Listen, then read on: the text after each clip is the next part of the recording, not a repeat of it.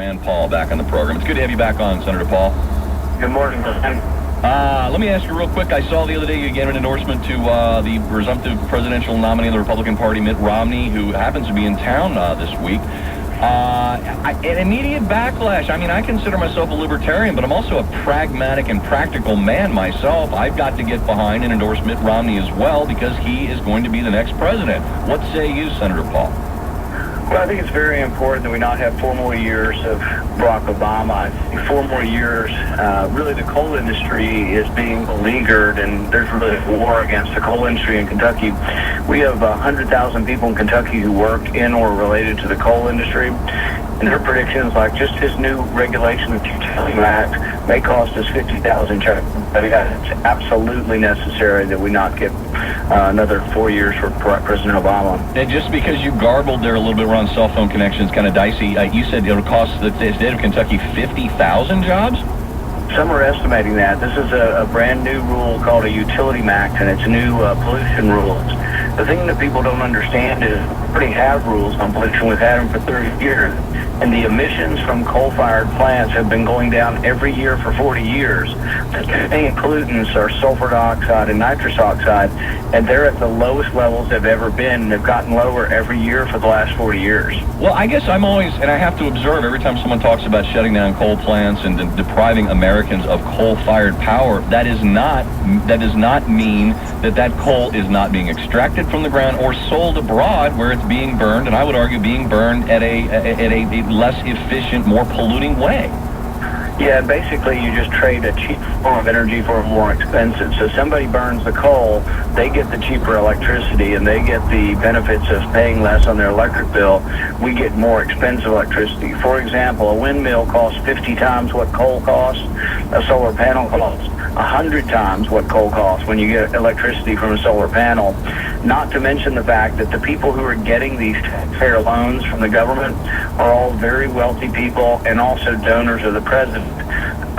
George Kaiser is the 20th richest man in the country, and he got a $500 million loan, which he lost from the taxpayer. Robert Kennedy Jr., son or nephew of the former president, also got a $1.8 billion loan. Why are we giving loans to some of the wealthiest families in this country to develop a form of energy that will cause poor people and middle-class people to pay much higher electric bills? It makes absolutely no sense. Well, it's certainly disingenuous given the administration's argument about, subsidies for those evil oil companies. These folks are equally evil, and they're actually giving us a product that is nowhere near as efficient as the oil that we are pumping out of the ground. Well, the difference is oil companies aren't getting subsidies. They're getting to deduct their business expenses. The same way the radio station, when they buy new recording equipment there, they deduct that. That's a business expense. Right. That's all the oil and gas industry are doing. And what people don't realize with oil and gas is the oil and gas industry in our country employs 9.2 million people. Instead of wanting to punish them more or raise their taxes, we should be encouraging them to hire more people. We shouldn't be bashing the oil and gas companies. We should say, how can we help you to grow? Oil and gas pays $86 million in taxes today. They're the largest industry as far as taxpayer paying taxes, basically to help the government function. So we're making a big mistake by bashing corporate America. Also a big mistake, but anymore, you and I, if we have a retirement fund, probably own some of the oil gas companies. Not very much, but we own parts of them. It's not like some rich guy with a bunch of gold that he's running his hands through. It's average, ordinary citizens that own these companies now. Indeed, and we all end up benefiting. That's like Bain Capital. A lot of union investments had been in Bain Capital, and that inured to their benefit. This is capitalism at work. Real quick, I mentioned Mitt Romney and the endorsement of Mitt Romney. Of course, far better and much more optimistic about President Romney than I am, or a second term of President Barack Obama. I know there was some rumor, accusation, innuendo out there that you were a potential vice presidential contender. Care to comment on that at all, Senator Paul? No one's asked me, and I wouldn't be surprised if I do get asked. Some people have said I would be considered, and I've always said that would be an honor. I went from being a small-town doctor a year and a half ago to someone considering me for the vice presidency, or someone at least saying that I might be considered. That is, I think, an honor, but I kind of doubt that I will be asked. Well, I would certainly enjoy seeing the debate between you and Joe Biden, actually. Anyway, I'm not going to... It wouldn't be fair. It wouldn't be fair. I would have to probably, as Rush Limbaugh says, tie, one lobe of my brain back. Yeah, I like to refer to Mr. Biden as an idiot savant without the savant part. But we won't be name calling today because I have to ask you about something that was really, really, really troubling to me and something you were trying to address through legislation. Pakistan jailed Dr. Shakir Afridi, a guy who helped us get Osama bin Laden. Jailed him 33 years for doing just that, helping us. And you have proposed legislation. I was curious to know whether that's made any headway, depriving Pakistan of the billions of dollars in aid that we give it until they release this man. That's an amendment that would stop the foreign aid to Pakistan immediately, and that means this year's foreign aid and not give any next year unless he is freed. I personally am not a big fan of foreign aid, period, but this is a way to sort of leverage it with something we want. If people, if I can't win the fight to get rid of foreign aid, we say at least you can get it if you're not going to treat us well. This guy's a hero who helped to infiltrate the bin Laden found over there, helped to extract DNA, do little swabs inside the cheek of the children when he was doing the vaccine program to help us determine that bin Laden was there. And really, to put him in prison for 33 years, is Pakistan our ally or our enemy? They've got to decide. You don't give your enemy $2 billion a year. If they're our ally, we'll talk about it.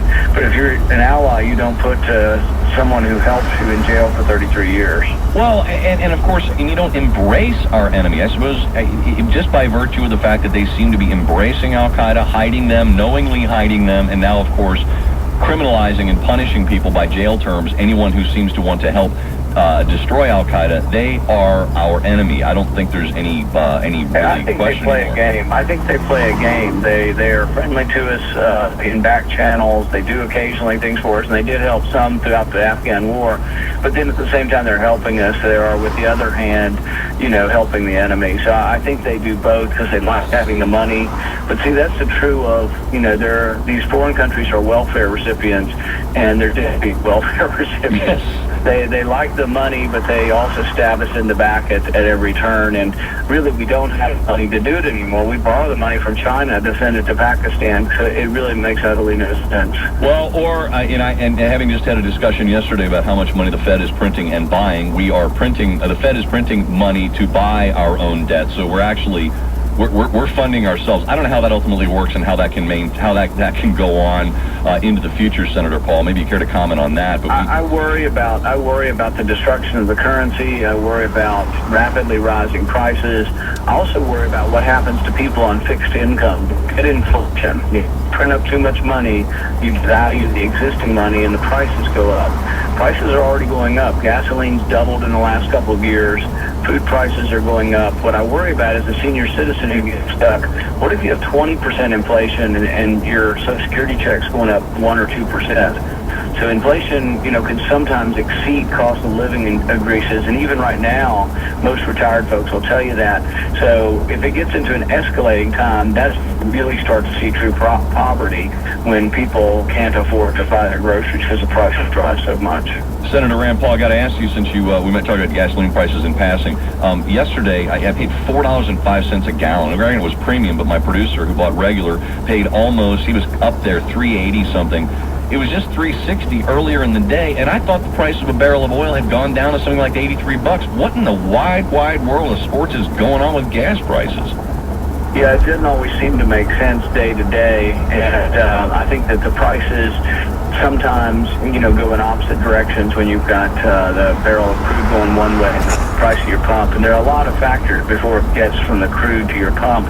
The bottom line is that I think the gas really isn't that much more precious than it was a year ago. I think it's the value of your dollar that's shrinking, and that's because we inflate to pay for the debt. So when people say they want stuff from government and they don't mind there being a big debt, they have to realize they're paying the penalty at the pump. And you're paying the penalty of the inflation. It's the penalty for running a massive debt.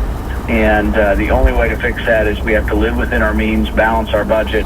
But the other side to that is that if we were to do that, we would have an economy that would boom like we've never seen before. If we balanced our budget and fixed our entitlement programs, every bit of capital in the world would come to the United States. if they thought we were going to be fiscally responsible. Well, and I'm convinced that there are many in government that do not want America to be on top and to be an economic powerhouse. They think we should be a third world country like, well, many third world countries. At least their actions seem to suggest that. Senator Paul, I really, I was in so much in favor of your efforts along with Senator Wyden to legalize hemp, which is an industrial product. It is not a drug, and this is one of the ways the United States shoots itself in the foot. I mean, this is an extremely flexible, very valuable product that by some stupid piece of legislation back in the 30s, we can't even grow.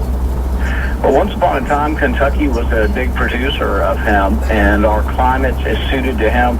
Hemp can be made into clothing, biofuels, all kinds of things. And if the marketplace chooses hemp to use it for it, I think we ought to let it happen. It would be very, very easy for people to, we have all kinds of rules with just growing corn and stuff. People know where corn's grown. You could have some basic rules that say where hemp is going to be grown, and my understanding is the way it's planted is different than because apparently the marijuana, when you plant it, want to have it separated so you grow leaves. This, you're trying to grow stalks, so it's grown very close together. And even from the air, people can say that the way hemp would be planted would be very easy to distinguish from marijuana. And finally, before we leave, Senator Paul, if you don't mind me asking, why is the FDA, and now I'm come to find out the EPA, armed and carrying weapons into people's private businesses and homes? What's going on? Because we've looked the other way. Let our government grow out of control. These regulatory bodies write the rules, and now they walk around armed. Even the Department of Education is armed. No, really? I'm not making this up. Look this up on the internet. The Department of Education raided a man's house looking for his wife. They arrested him for not paying her student loans. And I'm not making this up. They actually arrested him and kept him for 5 hours and browbeat him until his wife came home.